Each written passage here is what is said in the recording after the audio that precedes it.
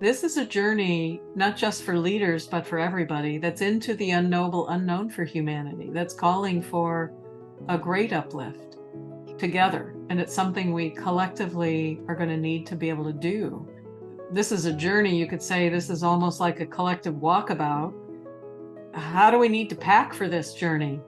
You'd say open mind, open heart, open will. That Presencing Institute has talked about that a way of unitive, holistic presence to what's changing. So then what's the structure of mind that we're present to the multiple levels simultaneously, that we're going to need a new operating system then that allows us to hold this presencing for how we're needing to move forward. That we have a transformative higher story, if you will.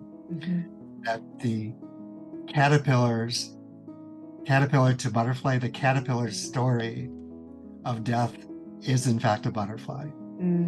So then, as the mystics would say, we need to be able to die to who we think we are on an ongoing basis. And that dying to who we think we are on an ongoing basis then becomes a measurement of our skill, a measure of our skill and resiliency, if you will.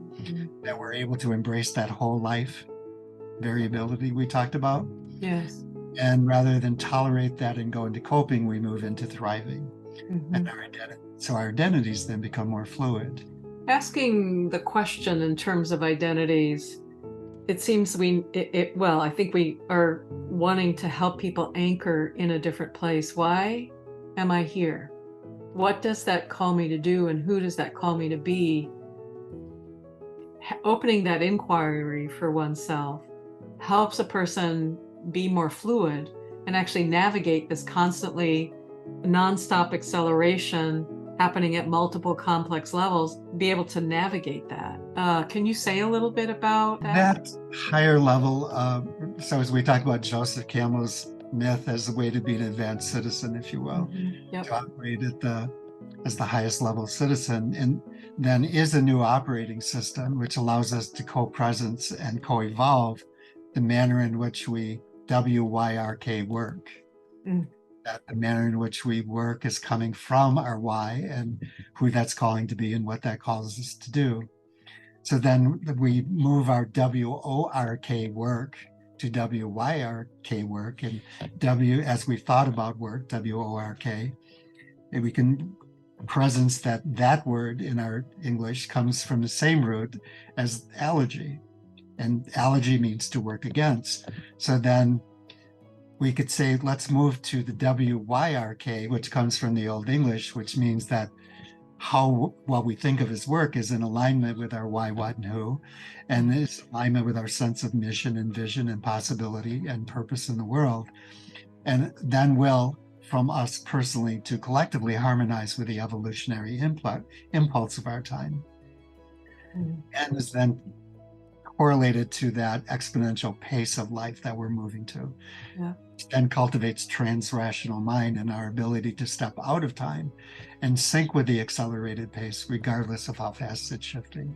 So us really expecting the unexpected, letting go of being certain of our certainty, will invite the ongoingness of life that's happening in the new world, us being in the middle of it.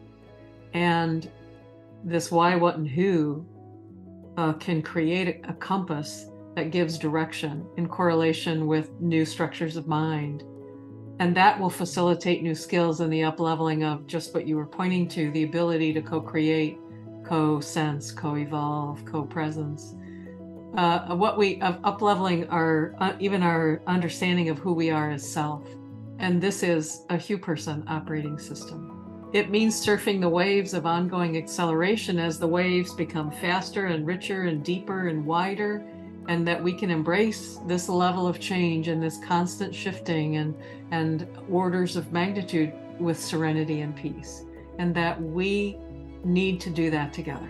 A quote that Margaret Mead has been famous for, that if you ever wondered if a small group of people can change the world, it is in fact the only thing that ever has. We are the Hugh Person Project. This is the WYRK work to be done. Come join us. Let's have a conversation.